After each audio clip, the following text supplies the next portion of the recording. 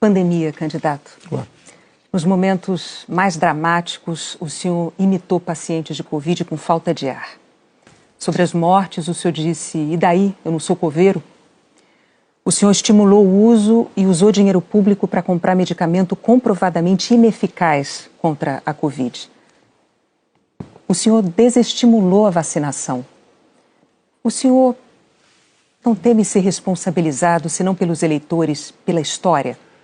Olha, nós compramos mais de 500 milhões de doses de vacina.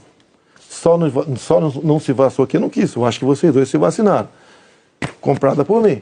E em tempo bem mais rápido que outros países, que isso não tinha no mercado.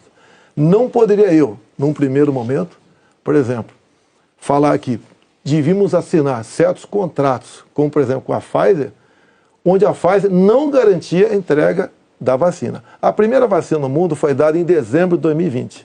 Em janeiro, nós já estávamos vacinando no Brasil. Então fizemos a nossa parte. E o grande erro disso tudo foi um trabalho forte da grande mídia, entre eles a Globo, desestimulando os médicos a fazerem o tratamento precoce, que isso é conhecido como uma liberdade do médico. Quando algo é desconhecido, como até hoje é desconhecido ainda os efeitos, possíveis efeitos colaterais da vacina, desaconselhar, inibir, ameaçar, caçar o registro de médicos. Isso que foi errado feito durante a pandemia. Mas, candidato, o senhor desestimulou a vacinação. Isso não tem nada a ver com liberdade. O senhor chegou a dizer que quem tomasse a vacina poderia virar jacaré. Mas o senhor associou a vacinação ao vírus da AIDS. E mais, quanto às vacinas, a Pfizer esperou 93 dias por uma resposta quando a empresa procurou o governo para tratar de vacina. A Coronavac, o senhor desautorizou o ministro e chegou a suspender a compra da vacina. Não houve suspensão da minha parte. A questão da Pfizer. No contrato da Pfizer estava escrito: não nos responsabilizamos por qualquer efeito colateral. Outra coisa, a Pfizer não apresentou quais seriam os possíveis efeitos colaterais. Eu usei uma figura de linguagem: jacaré. Figura de linguagem? Sim. Você acha que é o caso de brincadeira? Não é brincadeira isso. Isso faz parte da literatura portuguesa. Então, brincadeira é, num momento difícil para o Brasil, a imprensa desautorizar os médicos pela sua liberdade de clinicar. Esse foi o grande problema. E outra coisa, eu não errei nada do que eu falei. Eu falei no início da pandemia que nós devíamos tratar dos idosos, pessoas com comorbidade, e o resto da população trabalhar. Isso eu falei e não errei. Hoje, muitos países já falam que o lockdown foi um erro, que as pessoas se contaminavam muito mais em casa do que nas ruas. E outra coisa, se falava em fazer o que o lockdown? Lockdown 1 mês, 2 meses no máximo para achatar a curva.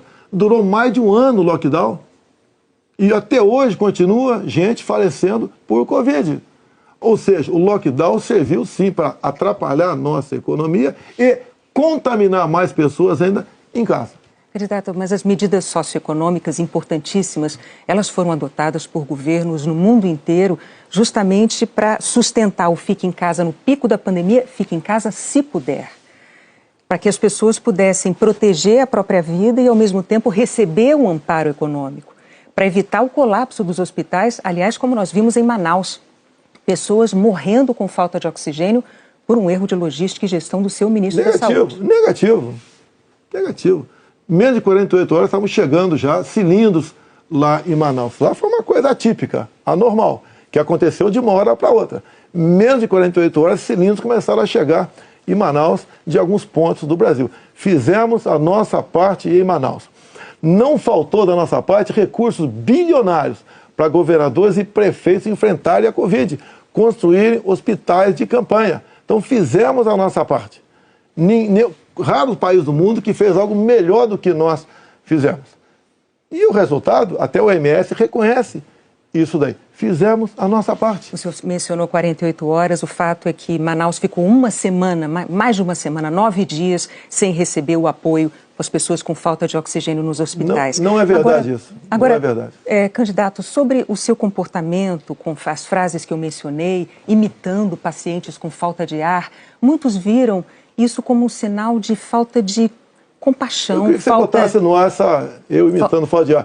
Realmente... Mas falta de compaixão... Ah, bom, então você começou a mudar. Desculpe, você começou a mudar, tudo bem. Para eu completar a minha frase, muitos viram isso como uma falta de compaixão, de solidariedade com os doentes, com as vítimas, com os parentes das vítimas. O senhor se arrepende? A solidariedade, eu me manifestei conversando com o povo nas ruas, visitando a periferia de Brasília, vendo pessoas humildes que foram obrigadas a ficar em casa sem ter um só apoio do governador ou prefeito.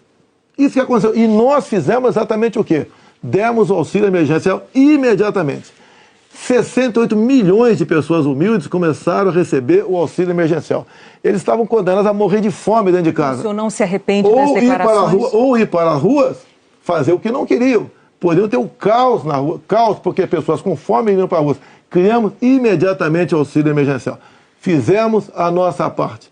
Demos tanto dinheiro para governadores e prefeitos que a gente não tem notícia de eles terem atrasado folha de pagamento ou até mesmo 13º. E quando tivemos a oportunidade de investigar fraudes, aquela CPI do circo feita por Renan Calheiros, Omar Aziz e Randolfo Rodrigues, não quiseram investigar os desvios de recursos enviados para 9 governadores do Nordeste.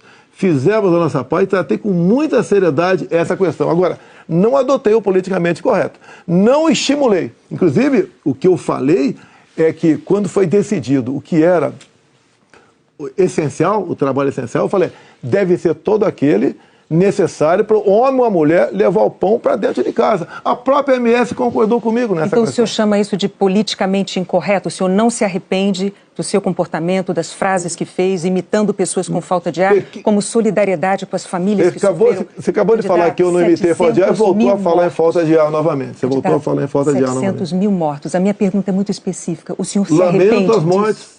Não tem que não perder um parente, um amigo. Lamento as mortes. Agora, não poderia ser tratada a Covid da forma como começou a ser tratada.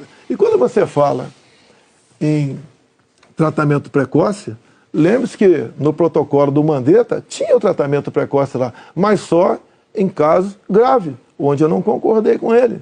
No início, o protocolo do Mandetta era vá para casa.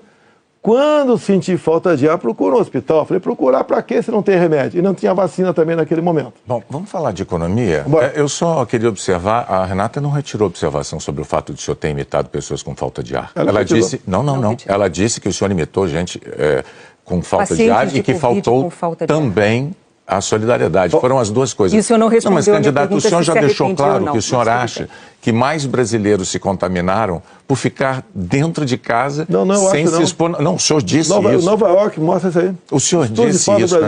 Então vamos agora para a economia. Pai, seu app de vídeos curtos.